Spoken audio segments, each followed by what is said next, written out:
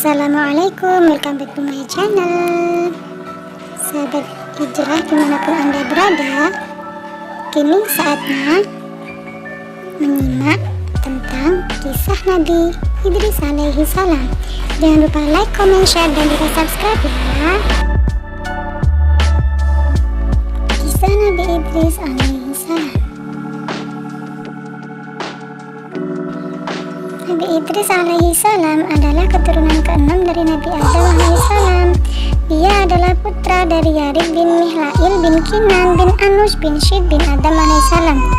Nabi Idris alaihi salam adalah orang yang pandai. Pengenalan tulisan, matematika, astronomi, dan menjahit adalah kemampuan-kemampuan yang dimiliki Nabi Idris alaihi salam. Setiap hari Nabi Idris alaihi salam menjahit komis atau baju kemeja. Setiap kali memasukkan jarum untuk menjahit pakaiannya, dia mengucapkan tasbih. Setelah selesai, dia menyerahkan pakaian itu pada orang yang menyuruhnya tanpa meminta upah. Meskipun demikian, Nabi Idris alaihissalam tetap dapat beribadah kepada Allah dengan amalan yang sangat luar biasa. Nabi Idris alaihissalam pun dirindukan malaikat maut. Suatu hari, Nabi Idris alaihissalam kedatangan seorang tamu. Ketika itu, Nabi Idris alaihissalam sedang berpuasa. Nabi Idris alaihissalam memang selalu berpuasa setiap hari. Ketika malam tiba, dia menghabiskan waktunya untuk beribadah kepada Allah. Tamu yang istimewa itu datang pada waktu berbuka.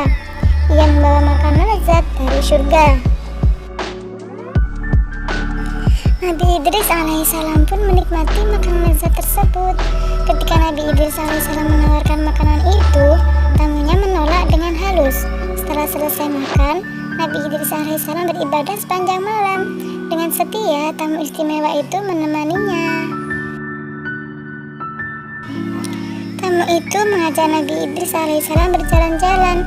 Tanpa terasa, sudah 4 hari mereka bersahabat. Selama itu pula, Nabi Idris alaihissalam merasa ada keanehan pada diri sahabatnya. Wahai Tuan, bolehkah saya tahu siapakah Tuan sebenarnya? Saya adalah malaikat maut, kata tamunya. Lalu Nabi Idris alaihissalam meminta malaikat maut untuk mencabut nyawanya. Dia ingin mengetahui bagaimana rasanya mengalami sakaratul maut. Lalu malaikat maut meminta izin kepada Allah Subhanahu wa Ta'ala untuk mencabut nyawa Nabi Idris alaihissalam. Allah pun mengabulkannya. Ternyata Nabi Idris alaihissalam kesakitan ketika dicabut nyawanya. Malaikat maut pun menangis menyaksikan penderitaan sahabatnya. Lalu malaikat maut memohon kepada Allah Subhanahu wa Ta'ala untuk menghidupkan sahabatnya kembali. Akhirnya Nabi Idris alaihissalam hidup kembali. Kini Nabi Idris alaihissalam tahu bagaimana rasanya dicabut nyawa. Padahal malaikat maut sudah mencabut nyawa Nabi Idris alaihissalam dengan lemah lembut, tetapi tetap saja terasa menyakitkan. Lalu Nabi Idris alaihissalam meminta malaikat maut menunjukkan neraka padanya. Nabi Idris alaihissalam ingin mengetahui seperti apa neraka. Dia berharap setelah melihat neraka, ibadahnya kepada Allah Subhanahu wa Ta'ala semakin bertambah. Malaikat maut pun meminta izin pada Allah Subhanahu wa Ta'ala. Lalu Allah mengabulkan permintaan Nabi Idris alaihissalam. Ketika Nabi Idris melihat neraka, bergetar hatinya. Sungguh tidak kuasa melihat panasnya api neraka dan siksaan bagi orang-orang yang durhaka. Lalu Nabi Idris alaihissalam mohon pada malaikat untuk melihat surga. Dia ingin merasakan air surga. Malaikat maut pun meminta izin pada Allah. Allah mengabulkan permohonan Nabi Idris alaihissalam. Lalu malaikat maut pun membawa Nabi Idris melihat surga. Betapa indah suasana surga, betapa nikmat berada di surga. Setelah beberapa lama, malaikat maut memanggil Nabi Idris alaihissalam untuk kembali. Tetapi Nabi Idris alaihissalam tidak mau keluar dari surga. Malaikat maut pun melaporkannya kepada Allah Subhanahu wa Ta'ala. biarkan saja dia.